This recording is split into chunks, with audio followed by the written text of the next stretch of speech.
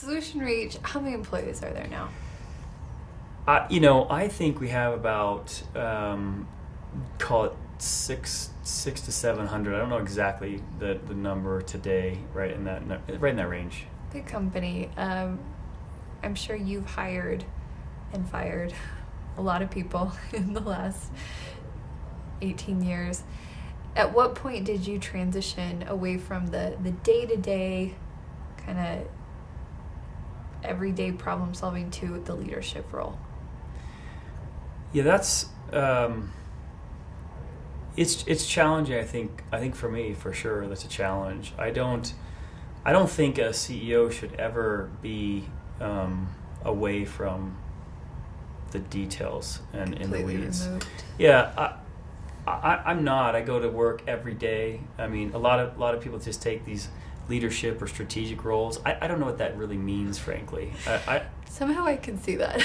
I just go, well, you have to push the rock up the hill. It doesn't mean that you're not thinking strategically. And yes, your role does change, and the expectations of it change as a CEO. So, for instance, if we were going to go public, then certainly my roles would change, and I would have a lot of work that wouldn't be associated with operations every day, because I'd be talking with analysts and different things like that. So there's kind of like how you prioritize your day. But regardless, I don't think you can be very far away from the operations of the business, because then you really can't add any value there.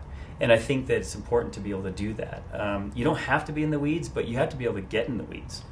And if you have a CEO that can't run a demo on their software, or doesn't understand what the customer service issues really are, or doesn't get the sales pitch and can't sell it himself or herself, that's a problem. I wouldn't hire that person if I was the chairman of a board and said, oh, well, who's going to replace me at the company? I would never do that. I mean, they have to do those things, because if you can't, who's going to follow that? I mean, if you talk about leadership, you have to respect and say, this person's done it and can do it today, and is doing things to help the company that I understand what they're doing, versus what do you do all day? Like, as a CEO, what do you do? There's a lot of people that ask that question. I'm like, man, it's scary if everybody has to ask that. So I don't like, I purposely try to be in more things than not, just because I fear that I'll be pulled out of it so much that I'll have too much distance from the company. I don't today, but you get pulled in a lot of directions, and so it's a challenge. It's a balance. But for me, I never really want to be too far from the company. That's like a little gem that you don't have to be in the weeds, but you have to be able to get in the weeds. I think that is such a great way. I mean, I'm just going to put that on my wall. Bumper sticker for your car. Yeah, it's that idea of if you're asking other people to do something, then you ultimately need to be able to do it.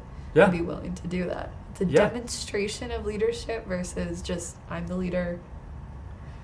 Yeah, because inevitably you have people that, I've worked with people in the past too in my career, where they just have no clue what they're talking about. And no one wants to talk to that person and be like, well, I just have to listen to them. But they have no idea what they're talking about. Yeah, it's like, and it's painful, right? I'm not saying I know everything, but and no one's, but you have to be talking. If you're really going to solve problems, you just have to say, well, look, let's put people in the room that know what they're talking about, and have done it and can give value and help. If not, then I shouldn't be in the meeting.